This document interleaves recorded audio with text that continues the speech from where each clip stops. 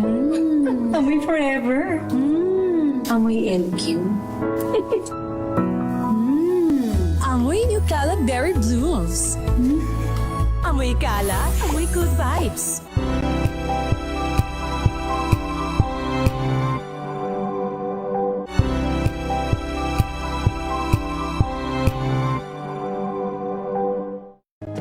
To become the best that they can, and that they can be self-reliant, independent, productive, at socially accepted members ng isang Autism OK Philippines.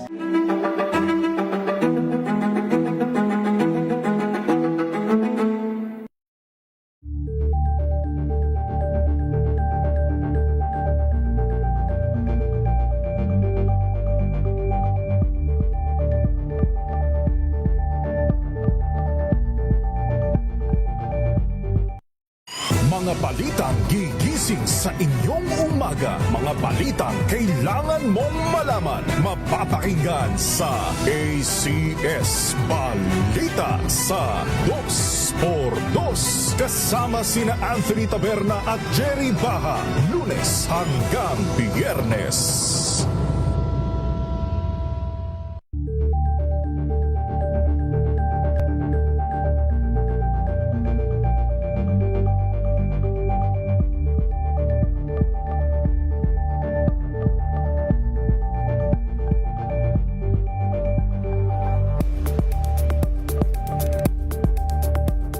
We've got you covered.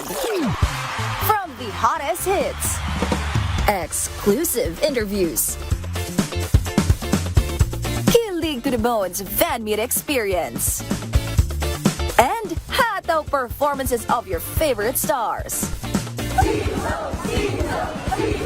Saturdays, 12 noon, dito lang sa DZRH TV.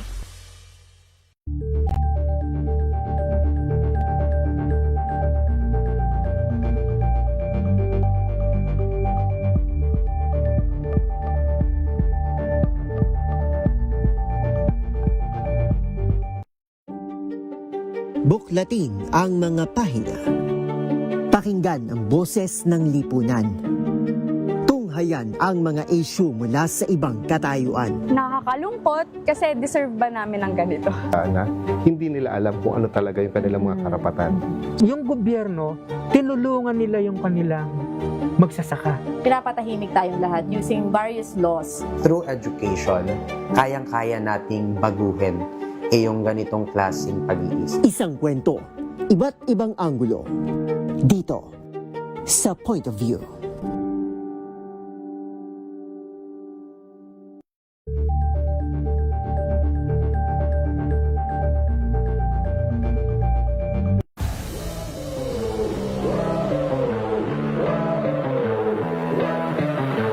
Right now, wala pa kami napapatunayan kasi we haven't won a championship.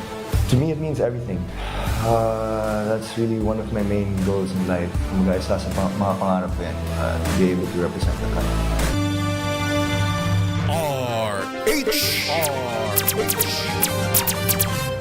Pilipinas, ang oras pa 6:37. May problema ka ba sa batas? Hihimayin yan ng Panyera ng Bayan. Attorney Rina Seco sa Usapang Legal. Usapang Legal.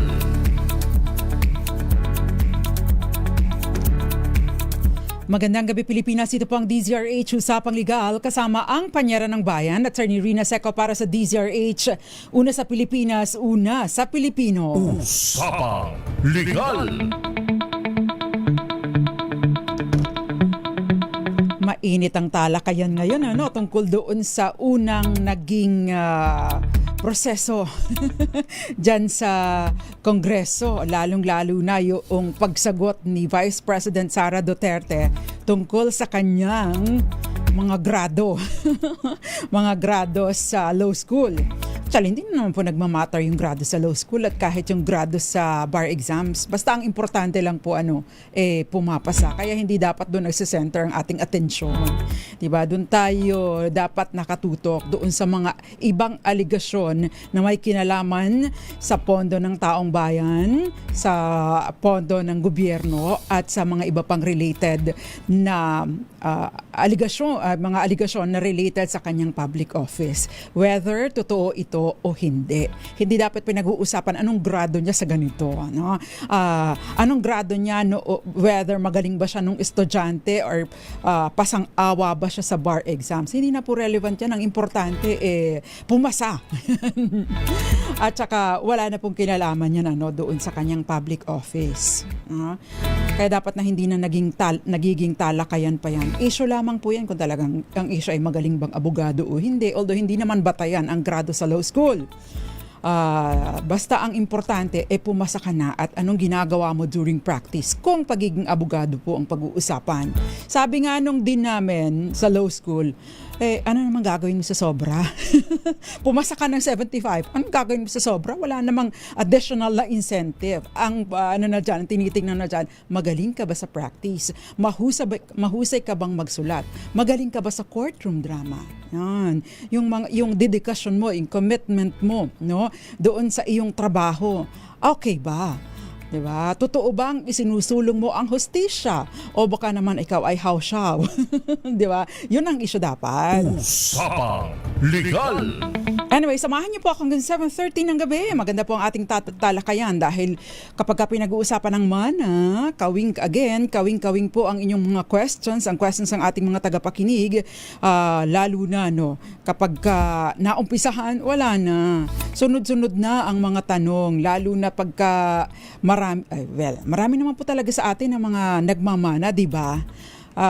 Whether ito ay malaki o maliit ng parselang lupa, may lupa pa rin po yan at kakailanganin po ng record, kailangan po ng registration, at kailangan po ng settlement of estate. Madaling lusutan kapag ka po ang pinag-uusapan ay pera, no? Lalo na po kung pera sa bangko or kung hindi na ibabangko o kaya mga alahas na kung alahas ang pinag-uusapan. So, hindi naman yan nire-rehistro, di ba? Walang registration yun sa Register of Deeds. Maliban na lamang kung meron kayong tinatawag na personal, sa mga yung nire-register ng mga personal assets, di ba? Pero generally, hindi naman tayo nagre-rehistro ng ganun. Usapang Legal. Yan. Pero kapag ka po ang usapin ay mga lupa, hindi maililipat sa tagapagmana or hindi mapapaghatian basta-basta, no? Hanggat hindi dumadaan sa tinatawag na settlement of estate, no? Sa settlement of estate, kailangan po na yung mga tagapagmana ay involved lahat, no? Involved lahat sa pagsasettle ng estate dahil malaki pong problema kapag ka hindi naisali ang lahat ng mga tagapagmana at nagbahagi-bahagi na lang kung sino man yung mga available. Usapang Legal. Actually po, ang common na itatanong sa atin, attorney, paano po ba yan? Naitsapera po ako. No? Kaya pag naitsapera ang isang tagapagmana, pwede po siyang maghabol. No? Meron po tayong mga previous na talakayan kung paano maghabol, no? Sa mana. Mga general discussions lang po ang ating ang nandoon. Tingnan nyo na lang po sa ating YouTube page sa DZRH News. Hanapin nyo po ang Usapang Legal at nandoon po yun. Natatandaan ko, tinalakay ko po yun. Iba rin po yung mga talakayan ni Attorney Cam. Pero makikita nyo po yan sa YouTube. Pwede po ninyong balik-balikan. Usapang Legal. Anyway, ang tatalakayin po natin, ano ang pwedeng gawin para masettle ang estate kung hindi na mahanap or hindi mahanap ang ibang mga tagapagmana. Kadalasan po madali lang ang settlement kapag available lahat or nandiyan lahat at nagkakasundo ang mga tagapagmana. Ang problema kapag po hindi hindi agad na settle ang estate. Halimbawa po, nung 19 forgotten pa namatay, di po ba merong batas na sinasabi, dapat within 1 year, pinahaba na nga po dapat noon, dapat ay within 6 months ay masettle agad ang estate. Ibig sabihin, mabayaran po agad ang estate tax, at maproseso na agad yung mga properties o yung estate, yung mga naiwang ari-arian ng taong namatay. Ngayon, pinahaba po ito dahil mahirap nga po na mag-asikaso ng estate. Mabusisi po ito, maraming mga requirements, and therefore, in-extend po, pinahaba to 1 year. Usapang Legal. Kaya lang, may mga pagkakataon po na kung hindi agad na aasikaso ang ari-arian ng namatay. Kasi yung iba, wag niyo munang pag-usapan yan, kamamatay lang ni nanay o ni tatay. Masyado ka namang swapang. Actually, hindi po dapat yun ang thinking natin Dahil kapag ka po namatay, ang magulang, lalo na, kapag ka po namatay ang magulang, medyo mabait pa tayo sa isa't isa. Di ba? Kasi pareho tayong nagluluksa. Meron tayong common na interest. That is to grieve the loss of our parents at saka yung tipong nandyan pa ang concern sa isa't isa, dahil common ang nararamdaman natin kapag kamamatay lang. Ang problema po kasi kapag pinatagal na pumapasok nananaig na yung mga personal na interest, lalo na po kapag yung ibang tagapagmana ay merong matinding pangangailangan. Kasi kapag may matinding pangangailangan po ayan na yung mag-a-assert ng kaniyang interest. Gugustuhin makalamang dahil ay matindi nga ang pangangailangan O kaya naman, hindi naman ganun katindi ang pangangailangan. Di ba by nature, ang mga tao gusto lagi na paangat siya. At kadalasan, dahil sa kagustuhan na umangat at umalwan o mas guminhawa pa or mas guminhawa pa ang buhay o mas yumaman pa, kagaya ng mga ibang taong sobra-sobra na ang kayamanan, naglaland grab pa. Bato-bato sa langit. Kapag ka po kasi napasukan na talaga ng personal na interest, gustong magpayaman, gustong makalamang, andyan na yung nag-uugat ang problema. So hindi na kapag ka nag-settle, ang dami ng mga issues na lumalabas. May pagkakataon naman hindi sinettle, para dyan tayo uuwi, kapag meron tayong okasyon. Ay kaya lang iba mamamatay na, yung ibang tagapagmana mamamatay, maiiwan ay mga asawa o kaya mga yung kanilang mga anak, hanggang sa nagkaroon na ng salin lahi na, several generations na. At yan po yung mahirap. So maghahanap ka ngayon, ikaw na naiiwang tagapagmana, yung the original, the OG, the compulsory heir, ikaw yung anak, tapos ang naiwan na lang yung mga apo mo sa tuhod. Di ba? Yung mga pamangkin mo at apo mo sa tuhod. Yan na ngayon ang pinag-uugatan ng matinding problema. Bakit kanyo? Kasi sinasabi, kapag ka magsisettle ng estate, dapat lahat ng mga tagapagmana hindi naman ibig sabihin na ikaw na lang ang buhay na anak ay sa'yo na lahat mapupunta. Dahil yung mga pamangkin mo, yung anak ng kapatid mong namatay, makikiparte din, dahil sila ang hahalili sa kanilang mga magulang. Kaya malaking problema po ito. Usapang Legal. Ayan. So yan po ang sasagutin natin kung ikaw, isa sa mga tagapagmana at yung kapwa mo tagapagmana ay hindi mo na mahanap lahat. I am using the term lahat dahil again, lahat po ng mga tagapagmana ng mga compulsory heirs ay dapat na available, dapat na makibahagi doon sa manahan dahil iminamandato po ng batas or inire-reserba po ng batas ang estate para sa mga tagapagmana. Usapang Legal. Magandang umaga, magandang tanghali, magandang gabi sa lahat ng mga nanunood, nakikinig sa atin sa iba't ibang panig ng mundo. Magandang gabi po sa iyo, Ma'am Teresita Atienza, nanunood sa atin dyan sa YouTube. And syempre si Melvin Letrodo. Magandang gabi kay Tatay Nalding dyan sa Barangay Katipunan, Santa Fe, Leyte. Gayon din sa iyo, Gilbert, si Banong, magandang gabi. Gayon din sa iyo, Raul Destacamento sa Sorsogon City. Pitpeto Santos, magandang gabi po sa inyo dyan sa Caloocan. Angelina Palekbar, Eli Galsote, magandang gabi dyan sa Molino, Bacoor. Ay, kabayan ito ni Attorney Kame. Romel Livid, blessed Thursday daw and happy till weekend. Magandang gabi, Tita Ami Miraflor Garcia, Jerry Sumogaysay, Mami Belen Rivera, Gael Enrico. Si Gael parang hindi na kita nakikitang nag-open ng messenger. Si Mami Belen Rivera, Grace Recta na Imbag, Madam, Florence Regalo dyan sa Pila, Laguna, at maraming iba pang mga nanonood sa atin. Pwede po kayong magparamdam para po mabanggit natin ang inyong pangalan on the air kung may pagkakataon. Although hindi ko naman po nauubos lahat ang inyong mga mensahe. Si Dante Mulak, magandang gabi. Si Feliz Cuerpo dyan sa Discovery Bay sa Hong Kong at maraming iba pang nanunood sa atin. Thank you very much and feel free to share our discussion tonight para po matuto rin ang iba pa nating mga kababayan because I know marami po sa ating mga kababayan na may parehong problema. 'Di ba? Umamin. Usapang Legal. Common problem po ito Kaya nga po pagka pinag-usapan natin ang tungkol sa mana ay, naku, kawing-kawing na mga sabi nga ay pangutana. Kawing-kawing ang mga tanong ng ating mga kababayan. Magandang gabi po sa inyo, Eduardo Narvaez, si Rodel Lorenzo, dyan sa Kuwait. Si Delro Zoloren. Lorenzo ito, pastahan tayo.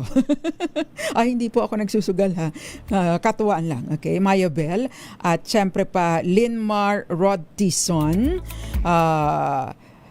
Sasagutin po natin mamaya ang inyong question. Okay? Joel Mangasep, magandang gabi sa Melbourne, Australia. Usapang Legal. Anong oras po ba dyan sa Melbourne, Australia? May pamangkin ako dyan sa Sydney. Hindi na pala. Okay. Magandang gabi sa iyo, Miss Gael Enriquez. So, sa tanong po natin, kung ano ang pwedeng gawin para masettle ang estate kung hindi na mahanap ang ibang tagapagmana. Kung hindi na po mahanap ang ibang compulsory heirs, may dalawang practical na paraan po para masettle ang estate o yung depende po ito kung kaya ba silang ma-notify at kung may dispute o wala. Usapang Legal. So, maari nyo, kasi kailangan po silang i-notify di ba? Kasi kung available po lahat at nagkakasundo lahat, walang utang, walang minor de edad, o kung may minor de edad man duly represented, o kung may utang man ay binabayaran na kaagad, madali lang po yung, madali-dali yung settlement of estate. Although mahaba-haba pa rin pong proseso at marami pong mga requirements, pero nagiging komplikado po, kung kulang or hindi mahanap ang ibang mga compulsory heirs o kaya naman po ay nagtatalo-talo o hindi nagkakasundo dahil mas mahaba-haba pong proseso. Kakailanganin po ninyo ang tinatawag na judicial partition or you going to the courts para po magpasaklolo. Usapang Legal. Kung hindi po kompleto ang mga heirs sa pirmahan dahil missing sila, hindi po advisable, hindi po advisable ang extrajudicial settlement of estate. Ay yung extrajudicial, kami-kami lang, mga magkakapwa tagapagmana ang mag-aasikaso. Huwag nang makialam or hindi na namin idudulog pa sa korte. Although, kapag ka po merong will, matik, sabi nga nila, kailangan pong dumulog sa korte para sa tinatawag na probate. Ano yung probate? Pagpapatunay na duly executed ang will, naaayon sa mga requirement ng batas dahil kailangan pong patunayan na totoo nga ang will na ito at alinsunod sa mga requirements both formal and substantial or essential requisites. Usapang Legal. So kapag ka po, meron pong tinatawag na ordinary action for partition, at syempre kapag ka po ganito, pag hindi nagkakasundo or hindi po available or missing po ang ibang mga mga compulsory heirs, maari pong pumunta magpasaklolo sa korte or ibig sabihin magsampa po ng petisyon at i-implead yung mga unknown, no? Maari kasi hindi mo nakilala, nasa ibang bansa na, unknown o yung mga hindi nyo alam ang whereabouts ng mga heirs, so hindi nyo alam kung nasaan na, no? Saan ang lupalop ng daigdig na punta, at humingin ang service of summons by publication. Kasi kailangan ninyo silang, requirement po kasi ng batas na nino-notify sila. So kailangan pong yung tinatawag na service of summons by publication. So kailangan, again, no, kapag ka po dumating na sa ganitong punto, syempre kailangan po ninyo ng abogado. Usapang Legal. Kaya po hindi advisable na pinapatagal eh. Pero nagsasabi na po itong ating tech na hindi pwedeng magpatuloy. Kailangan muna mag-commercial. Elmer Bendol and Lynn Martison. Ganyan din sa iyo, Marilyn. Na lagi nakikinig sa atin. 2 hours ahead pala sa Pilipinas. Magandang gabi. It's anong oras ngayon? Magsa 7, 8, 9 o'clock. Diba? Anyway, magbabalik pa po tayo. Ilan po muna mga paalala. Marami pa po tayong sasagutan ha. Diyan lamang po kayo. Kayo'y nakikinig sa Usapang Legal. Hello, Washi! Laundry day na naman! Yay! Anong meron? Mancha ng chocolate, putik, may libag pa! Kaya natin yan! With Pride Washing Machine Detergent, may triple stain-away formula. Tanggal ang makapit, madikit, at madupit na dumit mancha. Kaya easy-easy ang labada. Mula noon hanggang ngayon! All you need is pride! All you need is pride! ACS.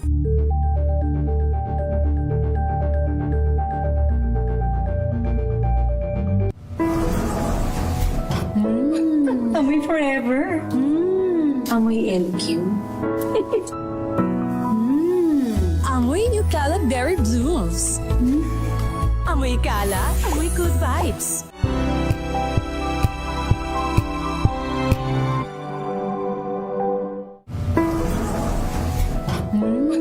Amoy forever. Amoy LQ. Amoy New Caleb Berry Blues. Amoy kala, amoy good vibes.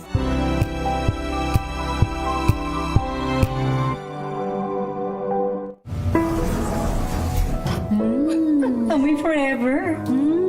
Amoy LQ. Amoy New Caleb Berry Blues. Amoy kala, amoy good vibes.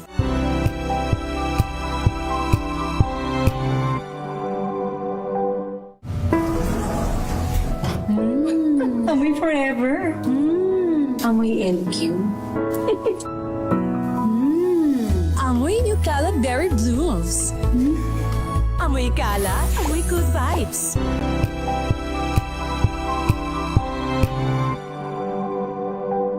Curious ka ba sa maraming bagay? Kami na ang bahala dyan. Aalamin, tutuklasin at bibigyang linaw namin ang mga katanungang bumabagabag sa inyong isipan. Sa programa kung saan ang bawat sagot ay galing lamang sa mga eksperto. Ang Expert's Opinion, tuwing linggo 3:00 ng hapon, dito lang sa DZRH TV.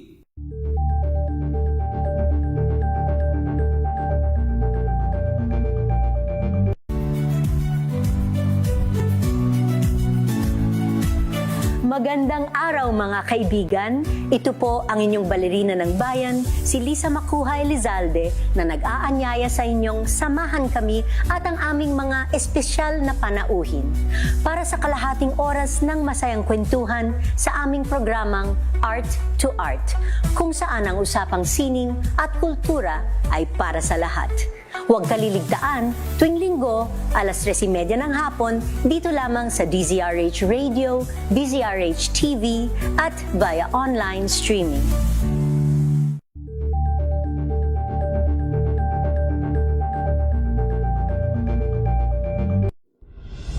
Tuloy-tuloy ang pagtulong, tuloy-tuloy ang pagseserbisyo at tuloy-tuloy ang balitaan kasama si May Binauhan sa Operation Tulong mula Lunes hanggang Biyernes.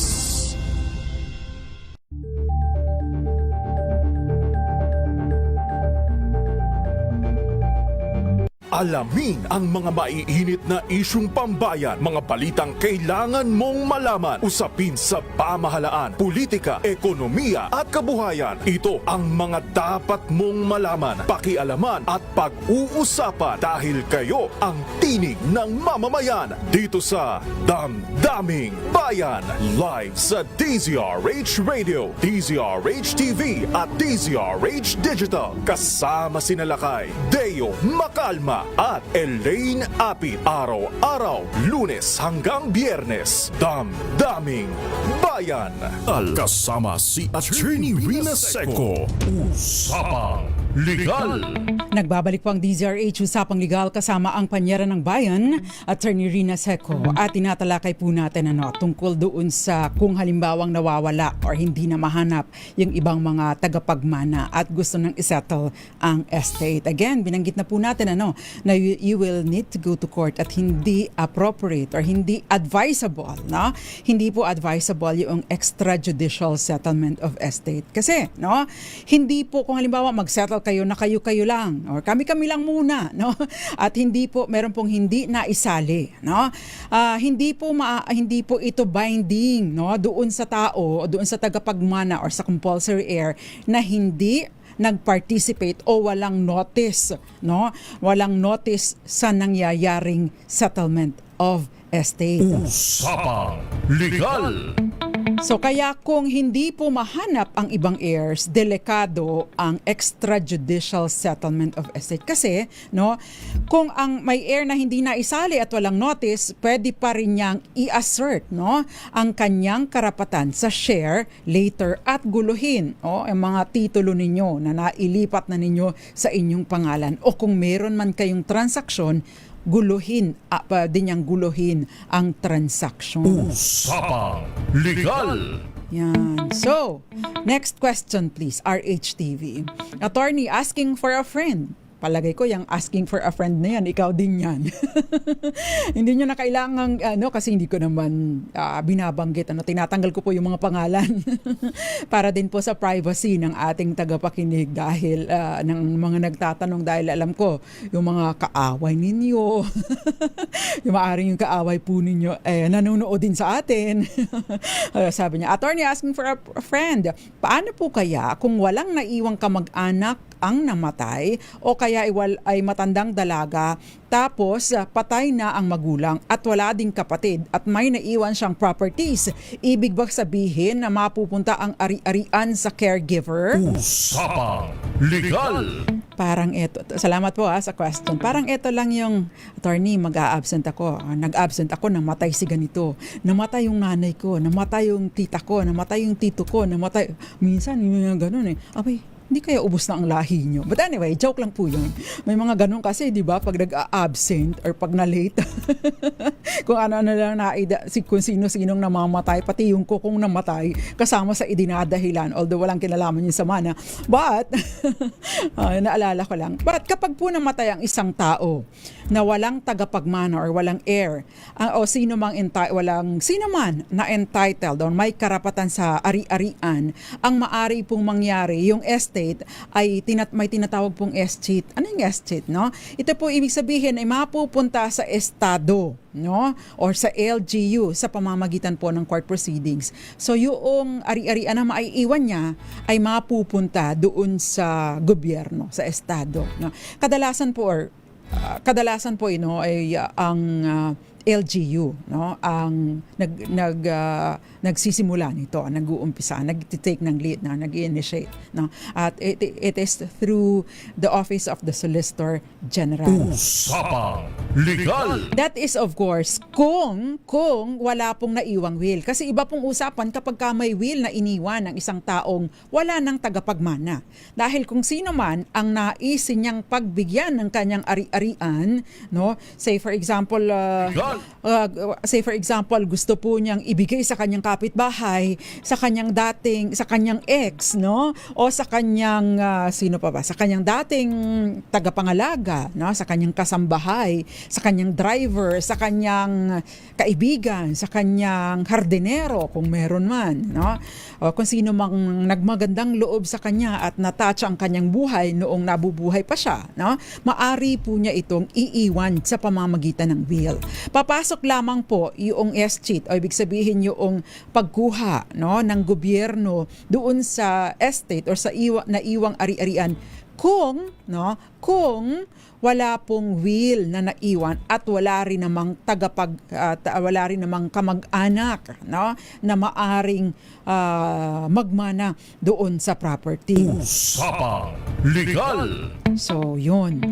Kung ang isang tao po ay walang compulsory, sino ba ang taong walang compulsory heir? No? Ang compulsory heir po kasi ay ang anak, whether legitimate or marital or non-marital yan, o yung sa legal o sa yung anak sa labas, no? O kaya kung wala po silang anak, no, ay yung pong magulang, no, wala rin pong magulang, so wala rin pong asawa, so yun po, no, wala siyang compulsory heir. Take note po na hindi po compulsory heir ang mga kapatid ng taong namatay. Pero kapag ka po walang naiwang will, ay automatic po na yung mga kapatid ng namatay ang siyang magbabahagi, maghahati-hati o mag-share doon sa naiwang ari-arian. Usapang Legal. So, yun po, no. Meron pa ring question. Kung halimbawa po, no, nagkaroon ng escheat, ibig sabihin napunta sa gobyerno ang ari-arian. Pagkatapos yung pala, may anak sa pagkadalaga, may anak sa pagkabinata na hindi naman alam dahil itinago ng nanay. Halimbawa, namatay ang lalaki, itong lalaking namatay, wala nang magulang, wala ring kapatid, wala ring asawa, no? At inaakala niya na wala siyang anak, no? Dahil itinago ng kanyang dating nakarelasyon na nagbunga ang kanilang pagmamahalan. Di ba? May mga ganung term. No? Pagkatapos bigla si nanay, no? Yung dati niyang karelasyon ay nagsabi na, alam mo ba anak, no?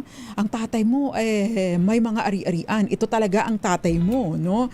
So, kung halimbawa po, no, merong later on ay biglang lumitaw na anak, no? Basta po within 5 years, pwede po niyang mabawi ang ari-arian sa gobyerno. Maari pong ibalik, halimbawa real property po ito, lupa't bahay, condominium unit. Kung ganito po, maari po niyang bawiin, no, yung property, yung titulo ng property, no? Pero kung halimbawa po na ibenta na ito ng gobyerno, na ipasubasta na ito ng gobyerno, yun pong halaga ng napagbentahan minus yung mga nagastos, yung reasonable charges, ay maari pong ma-recover o makuha noong bagong litaw na compulsory heir pala. Pero dapat po itong mangyari or gawin within 5 years, no? Within 5 years mula po doon sa escheat, sa proseso ng escheat. Usapang Legal. Good evening po, DZRH. May lupa si nanay pero iba na ang nakatira. Pwede po bang bawiin? God bless po. More power to DZRH. Number 1 station, radio station sa buong mundo. Talaga naman. Maraming salamat sa iyo, Alex Taron. Pero paano po natirhan? No? Ano po ang karapatan? Ano pong meron? Ano po ang rason kung bakit natirhan? Insufficient po or kulang po ang impormasyon para mabigyan tayo ng linaw, no? Kung ano ba, kasi depende po kung ito po ay kumbaga ay ginawa, may naniobrahan ng mga dokumento, peking dokumento, o kaya naman ito po ay talagang inagaw, o kaya naman ito ay nirerenta. Depende po ang magiging solusyon, no? Kung ano po ang status, anong po ang sitwasyon, anong dokumento meron. Usapang Legal. Attorney, pwedeng heir ba yung malayong kamag-anak? Actually, ang magmamana po kung walang walang anak, walang asawa, walang anak, walang magulang at wala ng kapatid, pwede po yung auntie, tiyo at tiya. Kung wala po yung tiyo at tiya,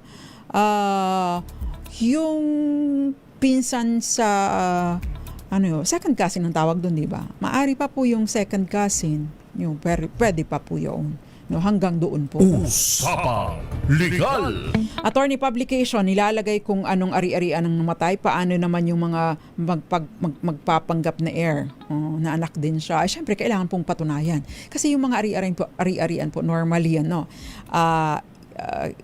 normally, kapag sa court po, ang publication is set, may notisya lang na merong settlement of estate na mangyayari at maaring dumulog o na mag-participate nandun sa ganitong korte. Pero kung mag-settle po kayo, yung extrajudicial settlement of estate, normally ay nililista po doon, nakalista po doon lahat ng mga ari-arian. Especially yun pong mga real properties. Usapang Legal.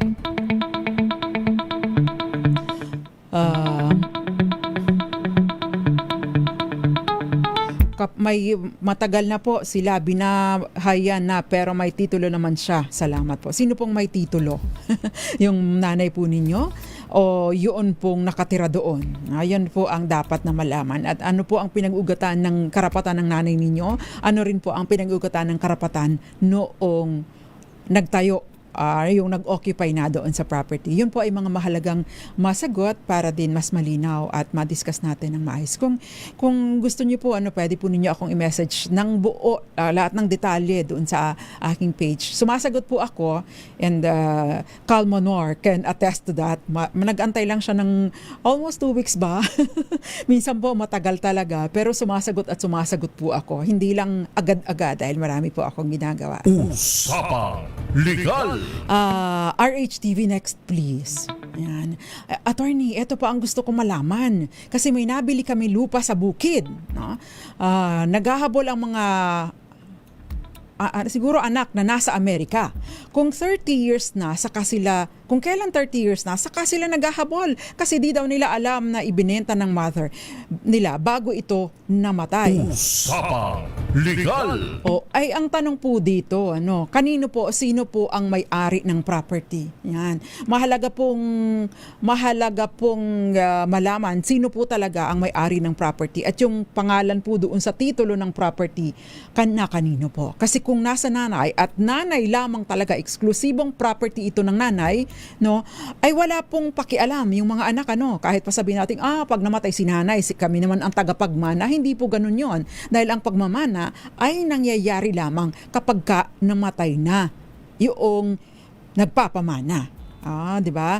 So, habang buhay pa ang may-ari ng property, meron po siyang kalayaan na ibenta ang kanyang property. Usapang Legal. Maliban na lamang kung ito po ay halimbawa ay conjugal ang property, pagkatapos po ay halimbawa namatay na si tatay o yung mga anak, meron po silang karapatan doon sa property dahil compulsory heir po sila, compulsory heirs sila, co-heir sila ni nanay. So ibig pong sabihin, may karapatan ang mga anak na makibahagi at dapat ay may permiso sila, may pahintulot sila sa sa pagbebenta ng property. Usapang Legal. So ang pinaka-determining factor po dito ay para masabi ng eksakto, tingnan po natin yung title history. Sino ang totoong may-ari nito or may title ba in the first place? Meron bang deed of sale? Ano ang status ni nanay noong nagbenta? At ano po ang claim ng mga sinasabing mga anak?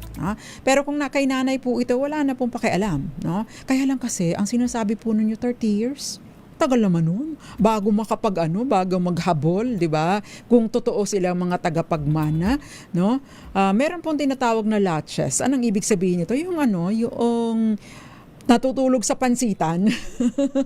Yung may karapatan po sila, pero tinutulugan po nila ang kanilang karapatan. And therefore, kapag yung latches po ay nag-operate, ay hindi na sila makakahabol. Lalong-lalo na po kung aware po sila na may nangyaring transaksyon and yet tinulugan po nila ang kanilang karapatan. Usapang Legal. Pero kung halimbawa po nailipat na ang titulo sa inyong pangalan, basta po ma-establish na totoo ang transaksyon, yung torrents title po kasi mahirap nang i-atake. No, mahirap nang atakihin or ipabaliwala yung torrents title sa inyong under sa inyong pangalan. Maliban na lamang kung merong fraud, panluloko, merong pagpipeke ng bentahan. Pero kung totoo po yung bentahan, wala na pong, mahihirapan na pong mabawi pa ang property. Usapang Legal. Liha Bares, magandang gabi sa iyo. Sabi niyo, ibenta na lang kung walang tagapagmana, enjoyin ang pera kaysa mapunta sa gobyerno. Totoo.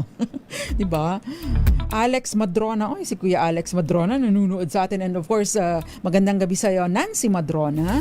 Kailan ka magluluto ulit ng kailan ka ulit magluluto ng lumpia? Kasi yun ang inaantabayanan ko. Magandang gabi sa iyo, Mirna de la Cruz. Mirna, magandang gabi po sa inyo.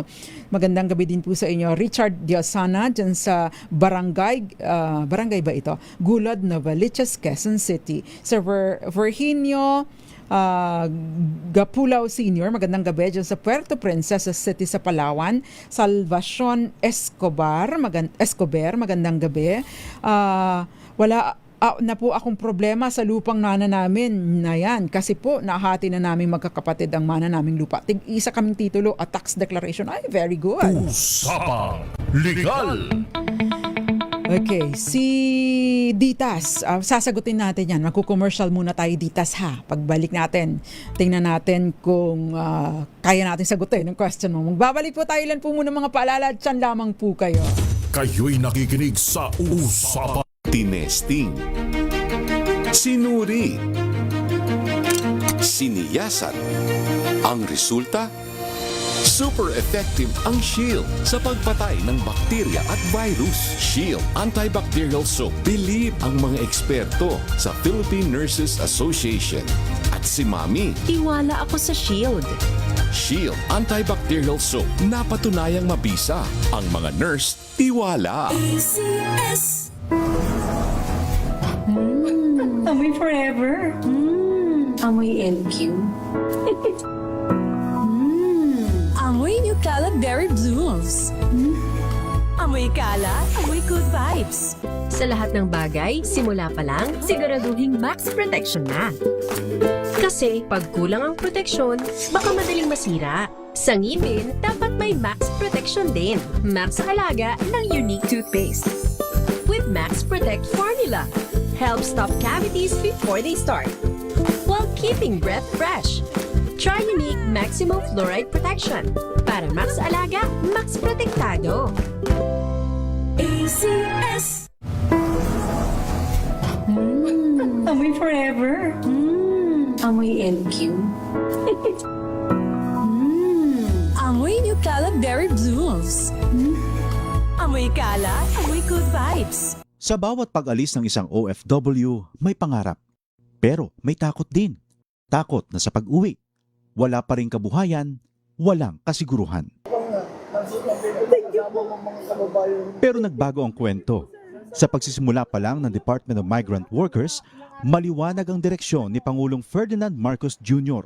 Itaguyod ang National Reintegration Program. Ito yung program ng Department of Migrant Workers para tuloy-tuloy ang tulong sa kahit nakauwi na yung OFW, ay may tulong pa rin sila natatanggap sa pamahalaan. Sa kanilang pag-uwi ay dapat ganap ang tulong at suporta, hindi mga government agencies na magkakahiwalay kundi sanib puwersa. Mula sa mga training para sa pag-iempleyo at pagninegosyo, binubuksan ang mga oportunidad na dati sa ibang bansa lang natatagpuan.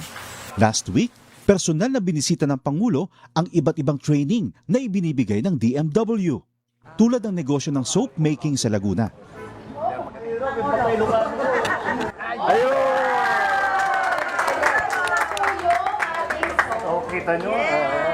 Isa ito sa mga negosyong ngayon nagbibigay ng bagong kita at bagong pag-asa sa ating mga OFW. Isang dating seaman, chef at housekeeping staff. Ngayon, mga negosyante na.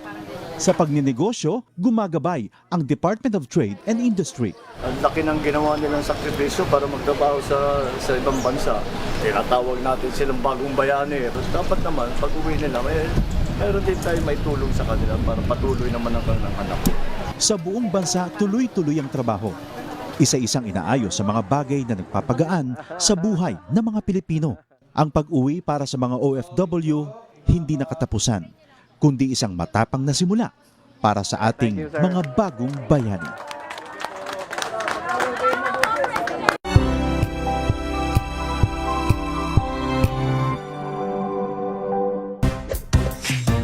Tanggaling-galing mo Smart dishwashing paste ko Pritong ulam na masebo Plato o kaldero Tanggaling for everyday. Ganyan pag smart ang dishwashing paste. May double tanggaling formula. Tanggal ang sebo, tanggal ang bakterya. Pahit para walang bahid. Linis fantastic sa belt. Alang plastic number 1 ko to.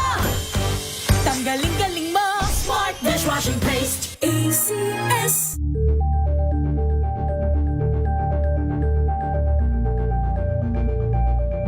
Wow, ang saya. Isang barangay na labada, puro mancha pa. Goodbye, pahinga. Mommy, isang laba lang yan sa Pride Bar Blue. May powerful stain-away enzymes na malupit sa dumit mancha. At di masakit sa kamay. Isang laba lang yan. Hello, pahinga. Hello, Pride Bar Blue. ACS.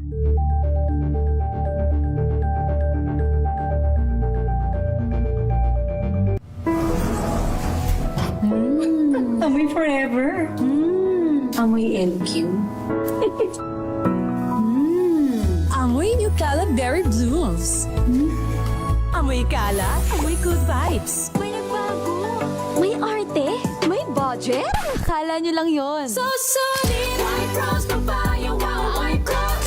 White rose papaya, wow, white rose. White rose papaya. May glow up with a white rose papaya. White rose papaya. May puti power times 2 kasi may papaya at niacinamide. May shea butter and tea tree oil pa. Kutis sulit ang glow up. White rose papaya. Kutis sulit ang glow up. ACS. Amoy forever. Amoy LQ. Amoy New Caleb Berry Blooms. Amoy kalat, amoy good vibes.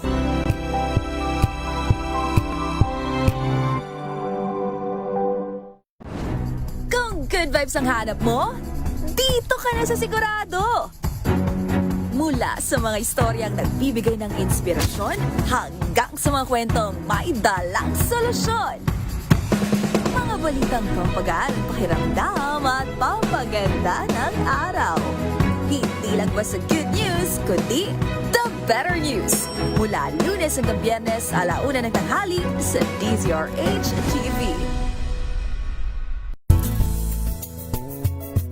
Number 1 na naman ang inyong DZRH sa latest survey ng Kantar Media na inilabas nitong January 2026. Hindi lang sa Metro Manila, kundi pati rin sa Mega Manila. Patunay na DZRH lang ang inyong tunay at totoong pinagkakatiwalaan. Taos-puso po kaming nagpapasalamat sa inyong patuloy na pagtitiwala. Sa Pangligal, kasama si Attorney Rina Seco. Usapang Legal.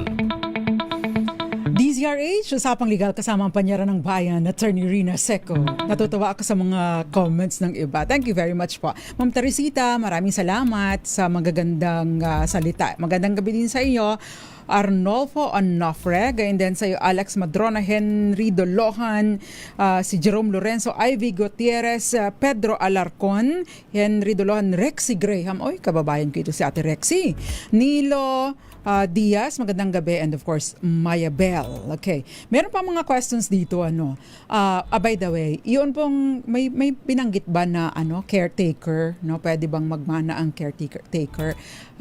Parang nabasa ko somewhere, kapag ka po caretaker, hindi po nagiging automatic tagapagmana. Kailangan po, para magmana ang isang caretaker, in the absence of, kung wala pong ibang mga tagapagmana, yun pong caretaker, maari lamang po siyang magmana kung siya po ay kung ang namatay po ay nag-iwan ng will at nagbibigay sa kanya, no, ibinibigay sa kanya yung property. Kung wala pong will, wala pong mamanahin, no, yung caretaker. Usapang Legal. I think meron ding question dito, isang caretaker. Ito muna, question muna. Kung pwede daw ba, sapat na daw ba ang house and lot na ibibigay ng boss niya bilang retirement pay, no? Unang-una, generally po sa ilalim po ng retirement pay law, generally ang presumption po ay dapat po ito'y cash, in the form of cash. Pero pwede din po na in kind, no? Depende po, una, kung meron po kayong kasunduan, no, ng inyong employer. At pangalawa, kung ito po ay na-inform or meron pong notified po, merong permiso, no, mula po sa Bureau of Internal, may arrangement po with the BIR. Ngayon, kung tinatanong nyo kung sapat na ba yun, no, hindi ko po masasagot dahil una, depende po magkano po yung may sinisweldo nyo. No? Magkano po dapat ang retirement pay, no? Kasi doon po kayo dapat magbabase. More or less, dapat po ay hindi nalalayo no, ang halaga ng retirement pay ninyo kung cash ito at yung halaga ng bahay or house and lot na ibibigay sa inyo sa halip na cash. Although kapag ka house and lot, may lote, abay tumataas po ang value niyan. Kaya maganda din, no? Pwede nyo namang ibenta. Usapang Legal. Oo nga po, medyo malakas po kasi ang ating radio station, kaya medyo marami-rami po tayong commercial. Pasensya na. Pero yun po ang bumubuhay sa ating istasyon, no? Kaya po, tiyagain na lang po natin. Okay. Pedro, may question dito, pabalikan ko lang kasi marami pong mga questions ang ating kababayan dito sa DZRH News Television. Hahanapin ko lang, no? Dahil ano nyo nga muna RHTV, yung next question. Yung next question please, RHTV. Sino ang magmamana kung walang asawa, kahit walang anak, wala na ring magulang at wala namang naiwang last will? Ang namatay, pwede bang magmana ang kanyang tiyahin or tiyuhin? Yes, the answer is the tiyahin or tiyuhin kung wala nang iba pa. So yes, ito po yung mga collateral relatives. Meron pang next question yata. Paki-flash. Ma'am Attorney, kailangan po ba ang pirma ng mga kapatid kung bibilhin ko yung share sa mana ng isa pang kapatid na ka-mother title pa po ang lupa at 7 po ang maghahati? Usapang Legal. Kung halimbawa po ito ay ibibenta na wala pang designated, wala pang specific na portion, wala pang definite portion, wala pang meets and bounds. Ibig sabihin, hindi pa po nasa-survey ang property. Kailangan po ninyo ng pagpahintulot, kailangan pong pumirma, may pagsang-ayon yung mga compulsory heirs o yung mga kapwa tagapagmana. Pero kung ito po ay meron ng specific na meets and bounds, ibig sabihin na survey na po at meron ng meron ng pagkakasundo ng pagbabahagi, although hindi pa naman na isa dokumento yung settlement ng estate, ay pwede na po yun kahit na hindi na pumirma yung mga kapwa tagapagmana. Usapang Legal. Wag nyo pa yung papatusin ng ganun-ganun na lang. Medyo mahirap po, tulad ng binanggit ko nung Tuesday, medyo mahirap po kapag ka-unsettled yung estate, no? Kailangan po munang i-require po ninyo na magkaroon muna ng settlement ng estate para hindi po kayo nahihirapan.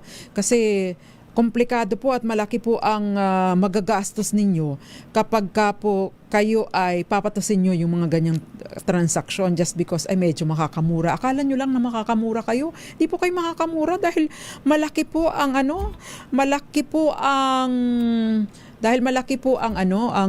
magagastos sa settlement. Paano kung i-hostage kayo ng mga tagapagmana? Ibig sabihin ay i-hostage yung settlement ng estate, di malaki ang problema po ninyo. Usapang Legal. yung nagtatanong dito tungkol sa nakapagbahay na at nakapag-title na daw yung tumira dun sa property ng nanay niya. Ano pong basis ng title? Kung nagpa-title po ito dahil nagkaroon po ng panloloko, pagpepeke, yun pong pagpepeke ay yung pong peking transaction or peking dokumento ay hindi po maaring pag-ugatan ng karapatan. Now, bagaman at halimbawa po nagkaroon na sila ng titulo at ang pinagbasihan po nito kaya sila nakasecure ng title sa kanilang pangalan ay peking dokumento, pwede po ninyong habulin ang property. Usapang Legal. But again, kailangan po, nasa inyo po ang pagpapatunay na peke ang dokumento. Kung hindi po peke ang dokumento, wala na po kayong mahahabol. Maliban na lamang po, again, kung halimbawa po, kapwa kayo tagapagmana at ang nanay nyo lang ang nag-transact, pero baka naman katagal-tagal na yan at napabayaan po ninyo, no? Maari pong pumasok yung tinatawag na latchas. Magandang gabi, Bersola Steve, Pedro Alarcon. Good evening sa ating lahat, mga kausapang legal. Tanong ko lang po, yun na pala yun. 37 years na daw siya. Yun pala yung magre-retire. Henry Espanola, ang caretaker nagkaroon ng sariling dokumento na sa MN. Ano po yung MN? Nanay niya. Pero paano po bilang tenant ang hal of sa buhay ko? Wala pong legal na inheritor. Paano ko po maipaglalaban ang sinasaka ko ng 6 na dekada na? Caretaker po kayo? Nasweldohan po ba kayo? Kasi ang konsepto po ng caretaker, dapat po, di ba, sinisweldohan or meron kayong pakinabang sa pagiging caretaker. Pero hindi po kayo nagmamana. Pero kung meron pong iniwan na dokumento sa inyo, then may will po sa inyo, ipapaprobate po ninyo ang tawag po doon para po maipatupad yung will, no? Para maipatupad yung will at mapunta sa inyo ang property. Usapang Legal. Okay, I think there are some more questions. Ma'am Violi, magandang gabi sa iyo. At nasaan na ba yung good PM po? Ask ko lang po, na benta po ng asawang lalaki ang bahay na nasa pangalan ng babae. May karapatan po ba si babae na bawiin ang bahay? Kung kay babae lamang po ang bahay talaga, eksklusibong property, may karapatan po talagang bawiin. Void po ang transaksyon dahil si lalaki na hindi siya ang may-ari ay wala po siyang karapatan na magbenta. At kung ako ang mag-a-advise, pakakasuhan ko kayo. Pati yung bumili, no? Dahil ba't mo bibilhin? Na kay misis ang title. Bakit ikaw buyer, bakit mo binili? You are in bad faith, di ba? Usapang Legal. Or kung halimbawa naman po, ito bagaman at kay misis lamang nakapangalan ang titulo ng property pero ito ay conjugal property pala, no, void pa rin po ang transaksyon at meron pong karapatan si misis na habulin within 5 years ang property, no? So hanggat hindi lumalagpas po yung 5 years, ang pinakamainam doon sa buyer ay makipag-negotiate, makipag-usap doon kay misis. Bakit?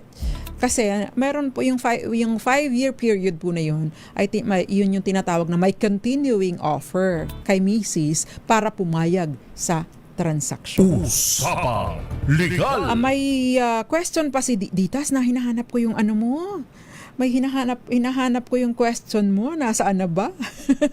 Ay, naubos na yung oras natin. Hindi ko mahanap. Ay, Ditas, i-message mo na nga lang ako at doon ko na lang personal na sasagutin ang iyong question. Medyo matagal lang pero sumasagot po ako. Nakasama ko po sa kabilang side si Jeric Barreto at syempre pa mga taga DZRH TV at DZRH IT Department. Maraming salamat po. It has been a fruitful week. Rudy Valpalma, maraming salamat ha. And happy birthday sa'yo, Attorney Adeline Bea. Ano na nga bang apelido mo yun? Attorney Adeline Bea Alberto, happy birthday sa'yo. Usapang Legal. Classmate ko po yan sa UST, AB Philosophy. Mga pilosopo po kami. Anyway, maraming salamat po sa pagsama ninyo sa akin. Ako po ang panyera ng bayan, Attorney Rina Seco para sa DZRH, una sa Pilipinas, una sa Pilipina. Magkasama-sama po ulit tayo on Tuesday. Sa Monday po si Attorney Cam at mamaya po susunod naman ang Lunas at Lunas Extension. Sumainyo ang mga dagdag kaalaman.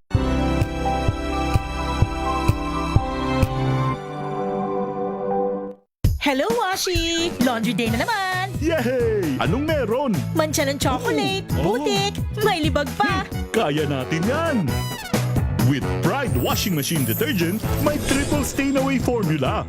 Tanggal ang makapit, madikit, at malupit na tumitmantsa. Kaya easy-easy ang labada. Mula noon hanggang ngayon! All you need is Pride.